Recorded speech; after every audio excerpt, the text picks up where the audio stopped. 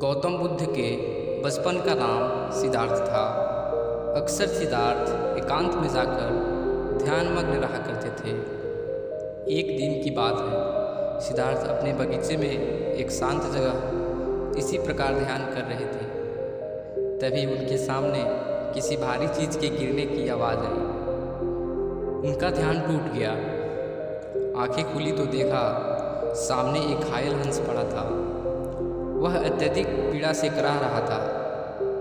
जब वे हंस के पास गए तो देखा शरीर में तीर फंसा हुआ था।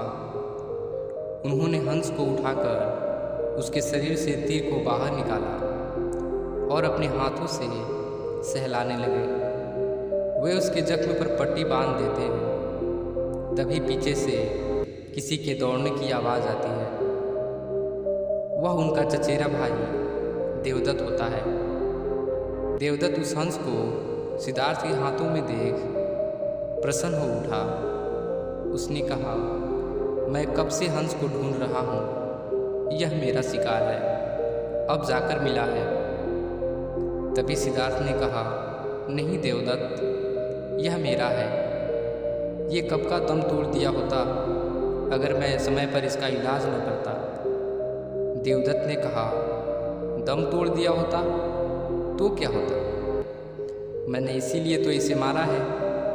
ये मेरा शिकार है, तुम जबरदस्ती मुझसे छीन रहे हो। अब दोनों भाइयों में हंस के लिए वाद विवाद होने लगा।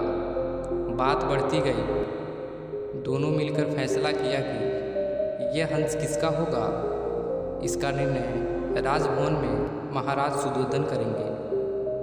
हंस को लेकर दोनों भाई राजभवन में पहुँचे। दोनों ने अपना अपना तर्क महाराज सुदोधन के सामने रखा। सुदोधन ने अपने मंत्री से विचार विमर्श करने के बाद कहा, इस हंस पर देखा जाए तो पहला अधिकार देवदत्त का है, क्योंकि हंस उसका शिकार है। किंतु सिद्धार्थ ने भी इस हंस की जान बचाई है, इसलिए दोनों के अधिकार को नकारा नहीं जा सकता। तभी एक मंत्री ने कहा, महाराज, हंस को सभा में लाया जाए। हंस जिसकी ओर जाएगा वह उसी का होगा। अब दोनों भाइयों को कुछ दूरी पर खड़ा किया गया। अब बारी थी हंस को दोनों भाइयों के बीच रखने की। हंस को रख दिया गया। वह हंस देवदत्त की ओर देखा और सहम सा गया। फिर धीरे धीरे चलता हुआ सिद्धार्थ के पास जा पहुंचा। अपनी गर्दन सिद्धार्थ के पैरों पर रखकर वहीं बैठ गया।